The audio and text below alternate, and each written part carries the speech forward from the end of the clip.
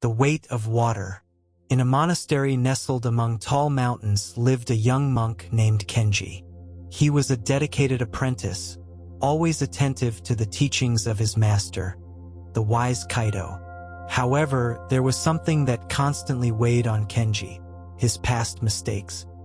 He often found himself thinking about the times he had failed, the words he shouldn't have said, the actions he could have done differently.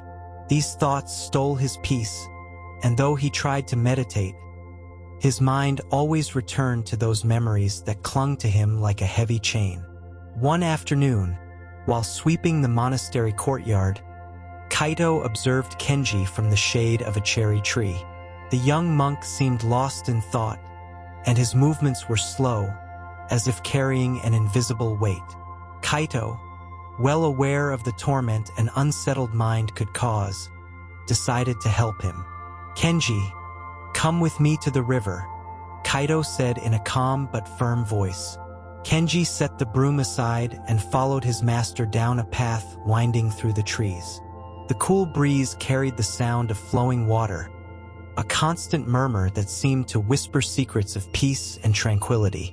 When they reached the river, Kaito stopped and picked up a simple, unadorned ceramic jar large enough to hold a good amount of water. "I want you to fill this jar with water from the river," Kaito requested, handing it to him.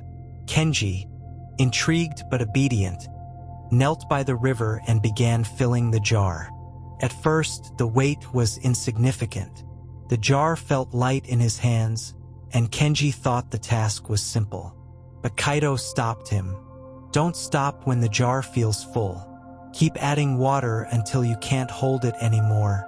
Kenji frowned but didn't question his master. He continued filling the jar little by little, watching the water level rise. With each handful of water, the weight increased. After a while, the jar became difficult to hold. His arms tensed, his fingers began to ache, and a fine layer of sweat appeared on his forehead. "Master, this is too much," Kenji said, slightly gasping. "The jar is too heavy. I can't carry it anymore." Kaito smiled gently, as if he had been waiting for those words. "Then put it down," he said simply. Surprised, Kenji hesitated for a moment before tilting the jar and letting the water pour back into the river. The clear liquid flowed in a steady stream, creating small ripples on the surface before disappearing. When the jar was empty, Kenji straightened up and looked at his master, feeling immediate relief in his arms. "How do you feel now?" Kaito asked. "Lighter, master," Kenji replied with a sigh of relief. Kaito nodded and pointed to the river, which continued its unperturbed course.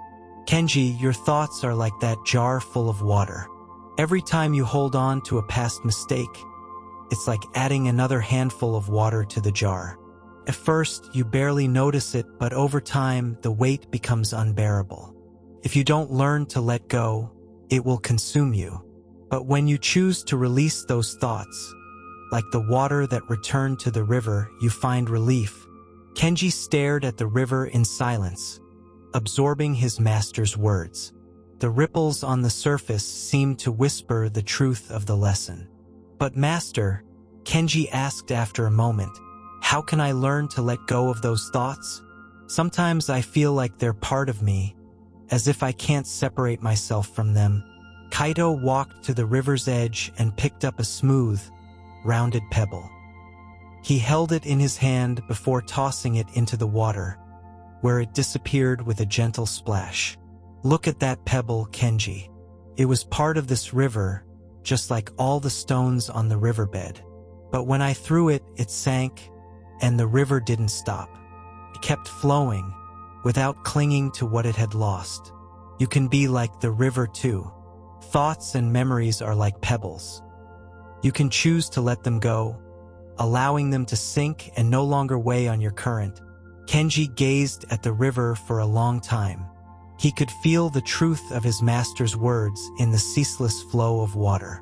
The river didn't worry about the weight of the stones it carried. It simply kept moving, leaving behind what it no longer needed. From that day on, Kenji began to see each negative thought as a handful of water in his jar. When he meditated, he imagined emptying that jar into the river, allowing the flow of life to carry away his worries and regrets. It wasn't an immediate or easy process, but over time he learned to let go. And just like the river, he found a peace that flowed constant and free.